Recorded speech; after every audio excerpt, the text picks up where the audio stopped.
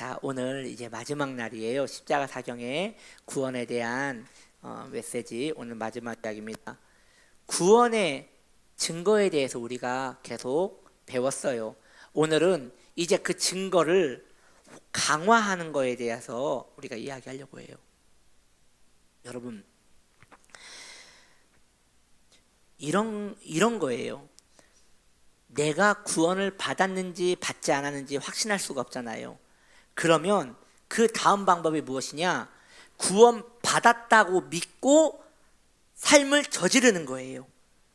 내가 구원 받았다면 그 증거가 있는지 없는지 모르겠지만 성경에서 말하고자 하는 그 증거를 한번 내가 내 삶을 밀어붙여서 거기에 빠뜨려 보는 거예요. 그러면 내 본질이 영이면 그 증거 속에서 살 것이고, 내 본질이 영이 아니라면, 아직도 육신이라면, 거듭나지 못했다면 거기에 들어가자마자 바로 튕겨 나올 거예요. 괴로워서. 이런 이야기가 있어요. 모르겠어요.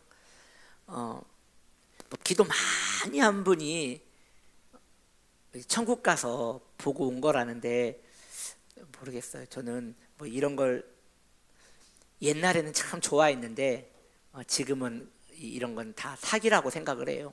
그러나 지금 이 이야기는 조금 일리가 있는 것 같아가지고 얘기를 해요. 이 이야기를 누가 했냐면 그 인도의 그 경건한 신비주의자 중에 한 분이 썬다싱이에요. 썬다싱. 이름이 참 멋있지 않아요? 꼭 과자 이름 같죠. 썬다싱. 근데 여러분 굉장히 유명하신 하나님의 사람이에요. 그분은 거의 모든 메시지가 다 그 신비적인데 그분의 삶이 너무 경건하기 때문에 그분의 그 이야기, 그 메시지도 존중을 해주는 편이에요. 근데 그분이 기도하는 가운데 주님께서 알려주신 것을 이제 책을 써가지고, 이 책 제목을 안 알려드릴게요. 왜냐하면 읽으실까봐 제가 그냥 그런 책이 있어요. 거기에 이런 이야기가 있어요. 주님께서 밤새 기도하는 썬다식 목사님에게 바위같이 몸이 이제 굳어가지고 거기에서 하나님과 밤새도록 기도하고 있는 그 목사님에게 예수님이 찾아오셔가지고 이제 진리에 대해서 가르쳐 주시는 내용인데요. 거기에 이런 이야기가 나와요. 한 사람이 천국에 왔대요. 그래서 주님께서는 웰컴, 왜 사랑이시니까 웰컴, 어서 들어와라 하는데, 그 사람이 이 천국의 광채와 이 천국의 아름다움과 그 천국의 너무도 눈부신 그 깨끗함에 이 부담을 느끼는 거예요. 그래서 그분이 주님께 부탁을 드렸대요. 주님, 저는 이곳에 가는 게 더 지옥입니다. 차라리 제 본성과 맞는 지옥이 더 천국보다 마음이 편하겠습니다 라고 하면서 주님은 울고 계시고, 그 사람은 본인 스스로 지옥에 갔다고 해요. 그래서 거기에서 이제 썬다싱에게 얘기하기를, 사람들은 내가 사람들을 지옥에 보낸다고 말하는데 그렇지 않다. 이 땅에서 하늘 백성으로 살지 않았던 자들은 죽어서도 하늘 백성으로 살지 못하기 때문에 자기 스스로 지옥으로 들어가는 것이란다 라고 이야기를 했다고 해요. 벌써 막 집중력이 막 일어나지 않아요? 너무 재밌죠. 그런데 크게 보자면 일리가 없지는 않아요. 왜냐, 내가 이 땅에서 주님을 사랑하고 주의 백성으로 살다가 그것이 확장된 것이 천국이거든요. 내가 이 땅에서 계속 어둠에 살다가 그게 확장된 것이 지옥이거든요. 그래서 우리 주님께서도 말씀하셨잖아요. 우리 잘 아는 말씀, 천국은 여기 있다 저기 있다 하지 못하리니 어디에 있대요?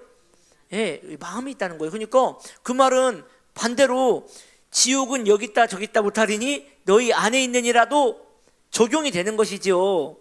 그래서 마음에 천국이 있는 사람은 그게 점점 커져서 천국으로 확장되는 것이고, 내 마음에 지옥으로 가득하면 그게 확장돼 가지고 나중에 본인의 본향으로 간다는 것이지요. 그래서 구원의 증거라는 것은 내 안에 계속 천국이 있는지 그거 확인하자는 것이에요. 그래서 천국은 죽어서 가는 곳이 아니라 이 땅에서 이미 이루어진 것이라는 것이죠. 그리고 이 땅에서 이루고 살다가 내 생명이 끝나는 날, 그때 내 생명이 영생에 이르기 때문에 영원한 나라로 가는 거죠. 지옥도 마찬가지죠. 영원한 지옥으로 가게 된다는 것이죠. 그러므로 증거를 강화할 필요가 있어요. 내가 구원받았다면 그 증거 속으로 구원받은 사람들이 살아가는 그런 삶, 이러한 것으로 나를 빠뜨리면 나는 어제도 이야기했지만 물 만난 고기처럼 막 살아 움직일 거예요.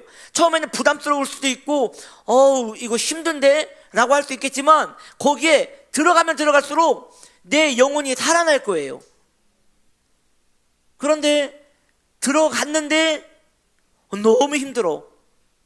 여기는 내가 있을 곳이 아닌 것 같아. 그러면 그때 구원을 요청해야죠. 내가 지금 구원에서 많이 멀구나 라고 하면서 본인을 깨워서 살아야죠.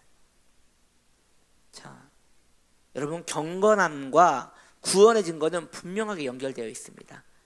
그래서 구원의 증거가 강화되기 위해서는 경건함이 필수예요. 로마서 8장 13절은 이렇게 말합니다. 너희가 어떻게 해요? 여러분, 육신대로, 너희가 육신대로 살면 반드시 죽을 것이로되 영으로서 몸의 행실을 죽이면 살리니. 여기서 경건이 뭔지를 이야기하고 있어요. 자, 집중해 보세요, 여러분.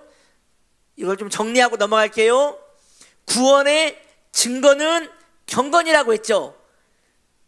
경건은 육신을 죽이는 것이라고 했죠. 그러므로 구원의 증거는 육신을 죽이는 데 있다는 것이죠. 우리는 그 부분을 싫어해요.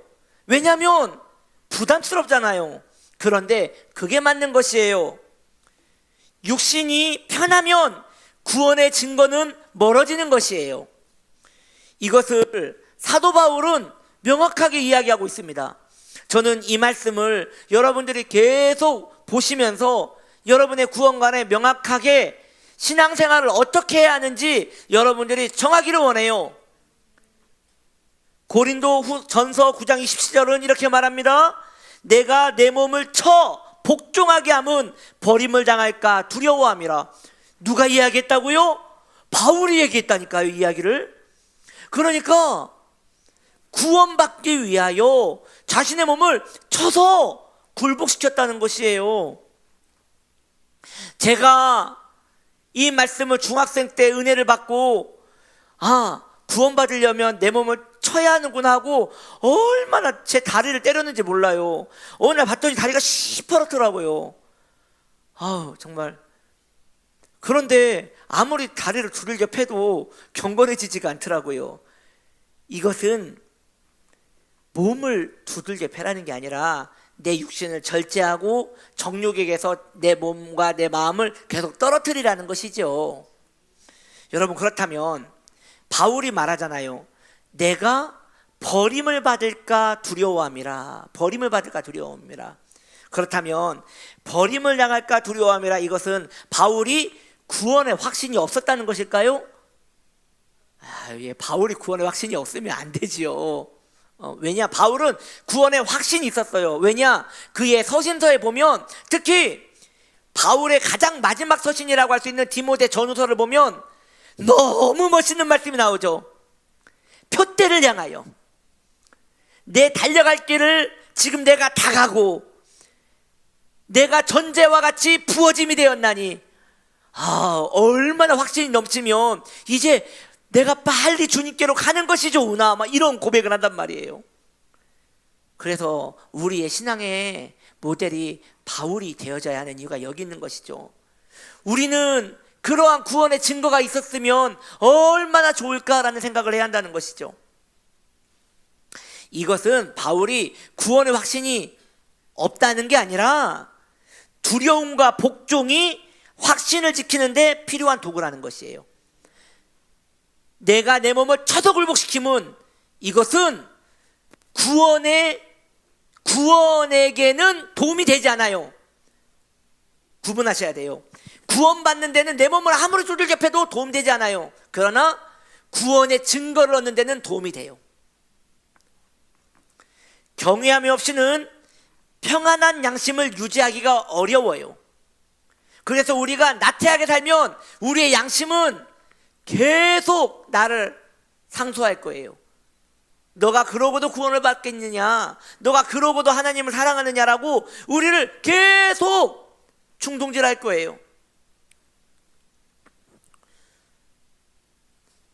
확신을 소유한 자는 치명적이고 끊임없는 죄와의 싸움을 하는 사람이에요. 죄와 계속 싸우기 때문에 확신을 소유할 수 있는 것이죠. 성도의 삶이 죄와 싸우고 있다면 지금 증거가 계속 나타날 거예요. 틀림없어요. 그런데 죄와 싸우기를 멈췄어요. 죄가 있는지도 몰라요. 죄를 찾지도 않아요. 이러한 사람은 확신을 찾을 길이 없기 때문에 신앙생활이 사공 없는 배같이 마음대로 다니는 거예요. 그냥 방황하는 거예요. 구원을 받았는지 받지 않았는지. 여러분, 그게 있어요. 구원의 확신이 없으면요, 기쁨이 없습니다.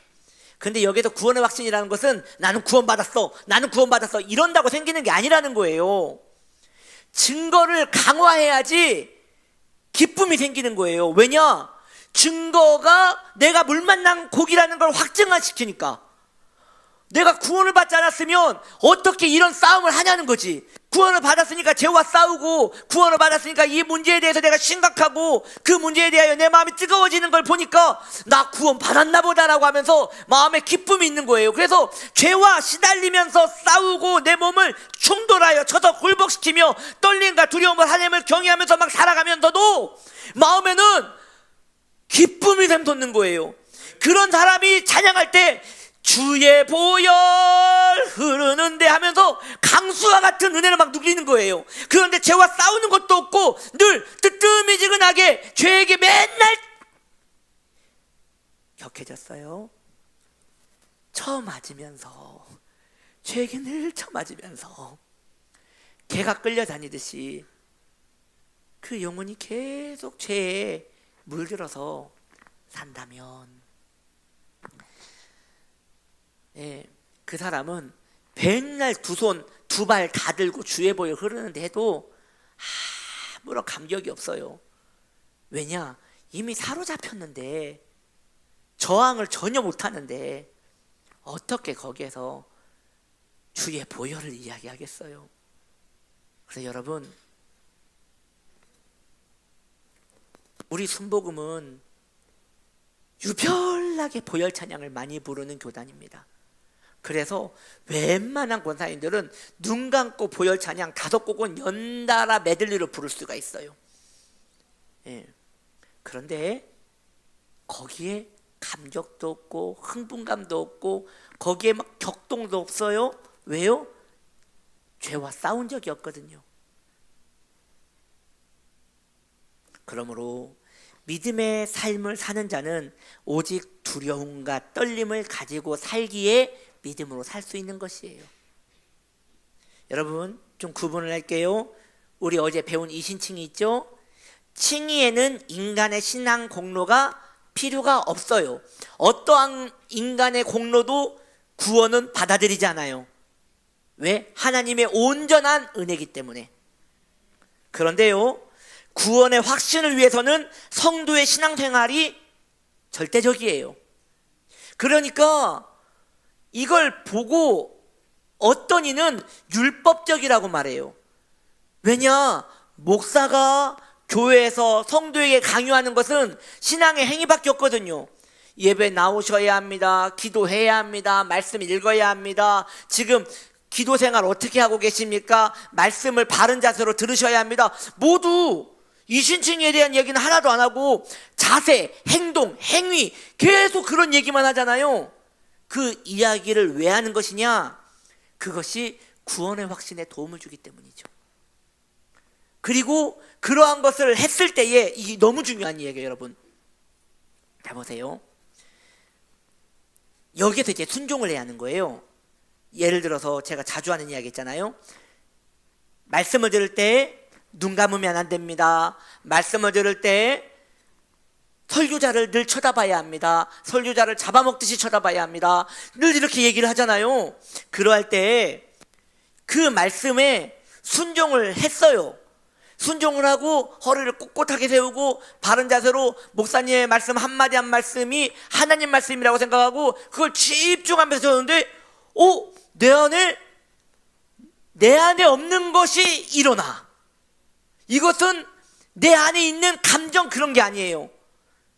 뭔가 신령한 느낌이 기운이 내 안에 올라오면서 하나님이 나를 기뻐하신다는 믿음이 막 샘솟으면서 예배가 맞춰졌을 때에 때를 벗은 듯한 마음의 개운함과 시원함을 느끼면서 내가 한번 세상과 붙어서 싸워볼 만하다라는 용기를 얻는단 말이죠.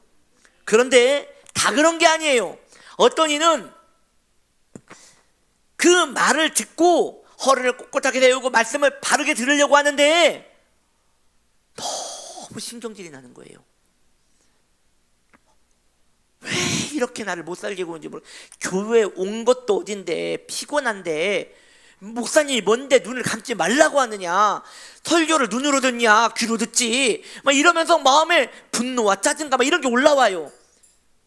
이걸로 증거에 내가 담궈지는데 증거에 담궜을 때에 튀쳐나온 사람이 있고 그 증거에 젖는 사람이 있다는 것이죠. 그렇기 때문에 일단 그 증거에 나를 던져야 하는 거예요. 후회하지 내가 지금 구원의 증거가 나타나는지 나타나지 않는지 그걸 구분해서 내가 거기에서 뛰쳐나오고자 하는 마음이 있다면 나는 지금 구원이 없나 보다라고 생각을 하고 하나님의 긍휼을 구하며 더 그 자세를 고취해야 하는 것이죠. 더 순종하려고 해야 하는 것이죠. 그러다가 어느 날 그게 갑자기 은혜가 돼요. 엄청난 영적인 변화에 감격을 하게 되는 것이죠. 요한복음 14장 21절은 똑같이 이야기합니다. 나의 계명을 지키는 자라야 나를 사랑하는 자니. 이게 무슨 얘기냐? 신앙의 공로가 사랑받는 느낌을 주는 거예요. 신앙을 유별나게 하는 자가 하나님의 사랑을 느끼는 거예요. 그리고 그 느낌이 확신을 주는 거예요. 확신이 있기 때문에 삶을 능력 있게 사는 것이에요. 말로만 한번 구원받은 사람은 절대 버림받지 않는다고 백날 이야기해도 내 마음에 확신이 없으면 공허한 메아리일 뿐이에요. 사람들이 있을 때는 당신 왜 구원에 확신이 없어? 아니 하나님이 당신 사랑하는 거 몰라?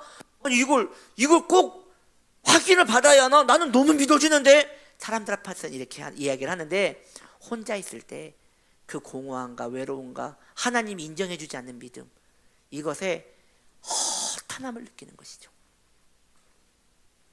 여러분, 청교도 중에 제시 라일이라는 분이 있어요. 그분이 거룩이라는 책을 썼는데 너무 고전이고 정말 베스트셀러예요. 너무 좋은 책이에요.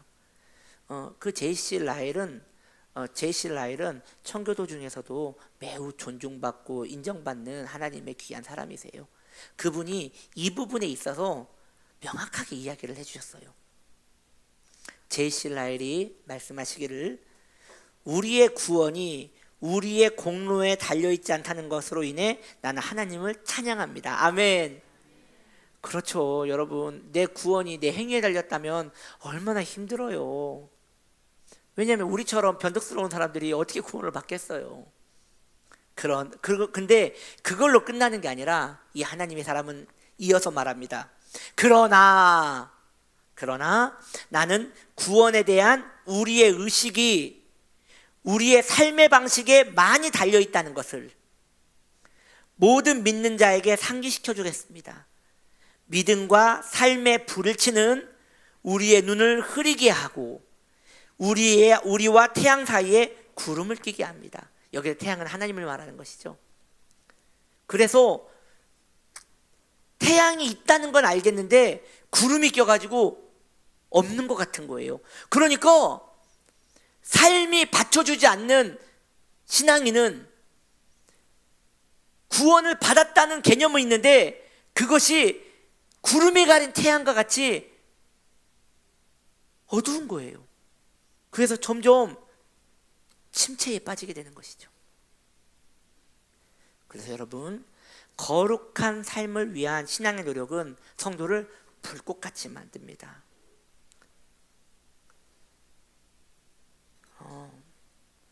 저는 우리 성도님들이 지금보다 좀 더 신앙에 시간을 쓰기를 원합니다.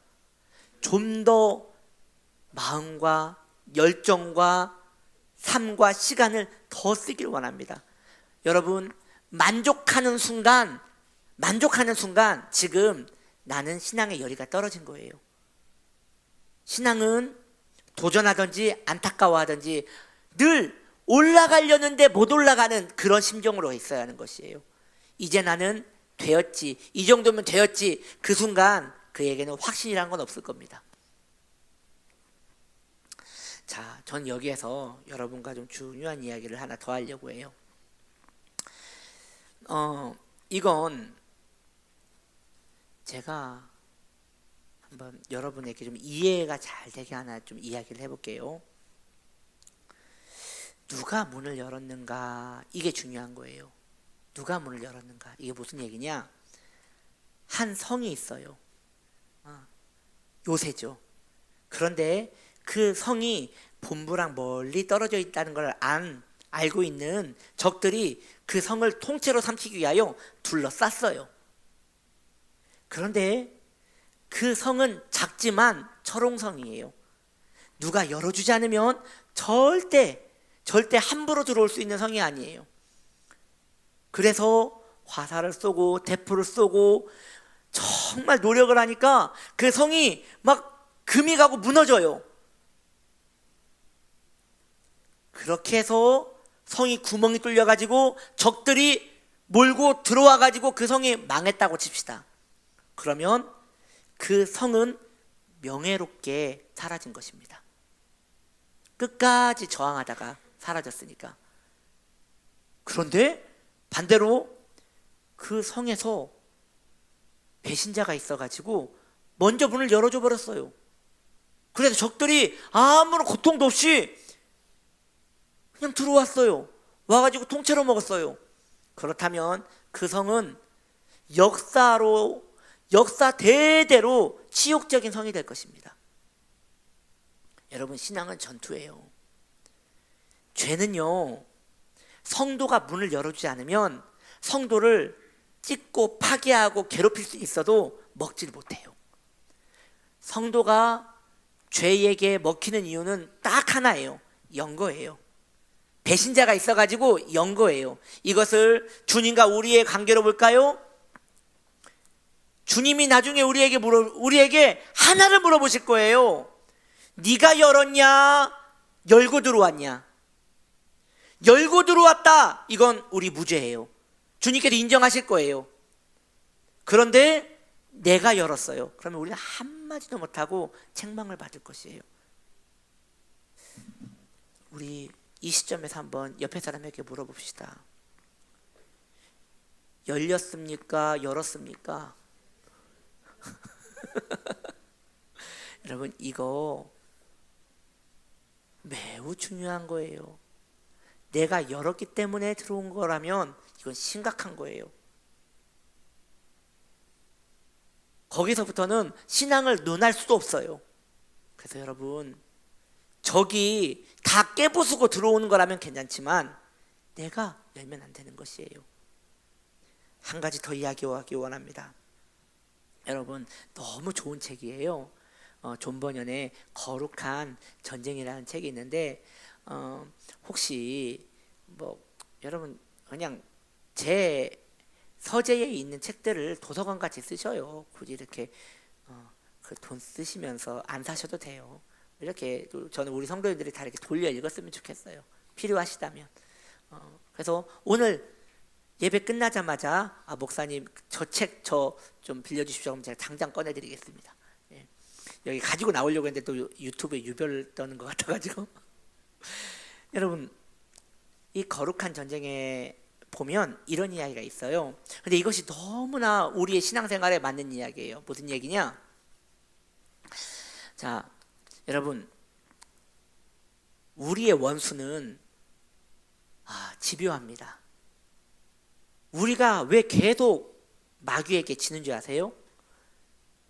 왜 지냐면 이렇게 은혜 받을 때는 우리가 강성해요. 그런데 시간이 지나면 은혜를 잊어버려요. 즉 마귀가 똑같이 우리에게 공격을 하거든요. 마귀는 똑같은 파워와 힘으로 우리를 공격해요. 그런데 우리의 몸집이 커지면 이것이 그냥 솜방망이 같은 거예요. 근데 우리가 연약해지면 그것이 대포같이 꽝꽝거리는 거예요. 마귀가 강한 이유는 하나예요. 쉬지 않아요. 정말 징그러운 족속이에요. 마귀는요 계속 공격할 거예요. 쉬지 않고 언제라도 미끼를 물 거라고 생각하고 계속 던질 거예요. 계속. 자, 또 한 성이 있습니다. 그 성이 작고 이쁜 성인데 견고한 성이에요. 마찬가지예요. 원수가 둘러쌌어요. 큰일 났어요. 이 원수가 그 포위를 풀 생각을 안 해요. 왜요? 계획은 하나죠. 굶겨 죽이려고. 둘러쌌으니까 나올 곳이 없는 거예요. 틀림없이 이제 백기를 들고 나올 것이다. 그런데 너무 감사하게도 지원병이 온다는 소식이 들었어요. 그게 뭐냐? 왕께서 그 작은 이쁜 성을 사랑하사 그의 아들을 보낸 거예요. 이 존 버년의 거룩한 전쟁에서 그 아들이 임마누엘입니다. 그 임마누엘 왕자를 보낸 거예요. 왕이 가장 사랑하는 아들을 장군으로 하여 보냈으니 그 군대가 어마어마할 거 아닙니까? 혹시 그 아들이 다칠까봐 왕께서는 그 아들을 어마어마한 무사로 호위해서 보낸 거예요. 적들이 바로 방어막을 풀고 도망가기 시작합니다. 왜냐? 너무 어미한 군이기 때문에. 그리고 왕자가 왔어요. 대문을 활짝 열었죠. 환영했지요. 왕자가 들어가는데 세상에 양식을 어마무시하게 가져온 거예요. 예, 그러니까 성 안에 있는 사람들은 왕자가 온 것도 고맙고 적에게 포위가 풀린 것도 너무 감사한데 평생 먹고 살 만한 식량을 가지고 온 거예요. 그때 백성들은 말합니다. 왕자요, 돌아가지 마시고 우리 곁에 계시면 안 됩니까? 근데 그 왕자가 마음이 약해가지고 그래 하면서 그러면 여기 살까? 하면서 눌러 앉은 거예요. 이 소식이 저 멀리에서 적들이 만원경으로 다 봤어요. 왕자가 떠나면 공격하려고 했는데 떠나지를 않는 거예요. 그래서 이제 공격을 멈춥니다. 시간이 지났어요. 한 달, 두 달, 1년, 2년 지나니까 백성들이 점점 그 왕자가 지루한 거예요. 여러분, 어려운 사람이 있으면 삶이 불편하지 않겠어요? 예전에는 마음대로 살았는데 어려운 사람이 성 안에 있으니 삶이 다 불편하잖아요. 그래가지고 언제부턴가 왕자를 볼 때 표정도 별로 안 좋고 왕자가 오면 저리로 가고 이렇게 불편하게 왕자를 한 거예요. 그 왕자가 갑자기 섭섭한 마음이 드는 거예요. 그래서 한번 흘리는 말로 아, 내가 별로 이 성에 필요하지 않은 것 같네. 그러면 긴장을 하고 무슨 말이냐고 해야 하는데 그냥 그냥 이러고 그냥 마는 거예요. 그래서 왕자가 짐 싸야겠다, 그냥 아버지한테 가야겠다 하고 성을 나왔어요. 그런데 잡는 신용도 안 하는 거예요. 그리고 왕자는 그 성을 떠났어요. 여러분 어떤 일이 일어났을까요? 바로 적들이 공격을 시작합니다. 그리고 둘러싸고 이제 왕자가 오기 전에 빨리 끝내자고 공격이 더 심한 거예요. 그런데 너무 감사한 것은 왕자가 간 것이 아니라 그 근처에, 혹시 몰라서 그 근처에 천막을 치고 대기하고 있었던 거예요. 다시 왕자의 깃발이 오니까 적들이 물러갑니다. 그때 그 백성들이 성주와 함께 나와서 왕자에게 말합니다. 우리는 우리를 믿지 못하겠습니다. 이제 우리의 권리까지도 당신이 다 가져가십시오. 그리고 우리가 당신같이 되기를, 당신이 나와 같이 되기를, 그래서 우리의 권리를 다 포기하겠습니다. 이제 이 성은 당신의 것입니다 라고 이야기하면서 자신들을 보호했다는 이야기예요. 여러분 이것은 우리 신앙생활에도 똑같아요. 원수는 어떻게 공격해요? 끊임없이 공격해요. 방법이 없어요. 우리가 살 수 있는 방법은 딱 하나입니다. 뭐 뜨겁게 기도한다고요? 열심히 산다고요? 아니에요. 그리스도와 합쳐져야 돼요. 그리스도가 떠나지 못하도록 바지 가랭이를 잡고 거기에 계속 있어야 돼요. 그래서 성도가 갈 길을 잃어버려야 돼요. 예수님 말고는 갈 곳이 없도록 자신의 삶을 벼랑으로 밀어야 돼요. 예수 아니고는 어떤 것도 하지 못하도록. 여러분 그렇게 살아가는 우리가 되기를 바랍니다. 자, 이제 말씀을 정리합니다. 십자가 사경에 이제 정리할게요. 자, 첫째, 성도는 확신이 없으면 구원이 흔들리고 구원이 흔들리면 방종하게 된다. 두 번째, 신앙의 행위, 열정은 성도를 불꽃같이 만든다. 그래서 신앙의 행위는 매우 중요하다. 세 번째, 칭의는 행함이 필요 없고 확신은 행함이 절대적이다. 네 번째, 지치지 않는 적을 막을 방법은 왕자를 자주 찾는 법밖에 없다. 여러분 지혜로운 그의 백성이라면 아침 저녁으로 왕자께 문안을 올리러 갈 것입니다. 그래서 적들이, 여러분 원수가 가장 무서워하는 것은 우리가 왕자를 자주 아련하는 거예요. 그러면 그 동맹관계가 너무나 견고하게 있는 걸 알기 때문에 적은 우리를 공격하지 못하는 거예요. 적이, 원수가 우리를 공격하는 이유는 우리가 왕자와 멀어졌다고 확신을 갖기 때문에 치는 거예요. 사랑하는 성도님들이요, 임마누엘 왕자와 친하십니까? 아침 저녁으로 문안을 가십니까? 왕자가 여러분을 기다리고 계십니까? 이 친구가 올 시간인데 지금 안 오네 그러고 계십니까? 혹은 언제 왔는지 기억도 못하겠네 라고 하십니까? 그것이 원수가 우리를 공격하는 횟수이고 원수가 공격하는, 맹공격하는 그런 시간일 것입니다. 자, 이제 우리가 기도하기 원합니다.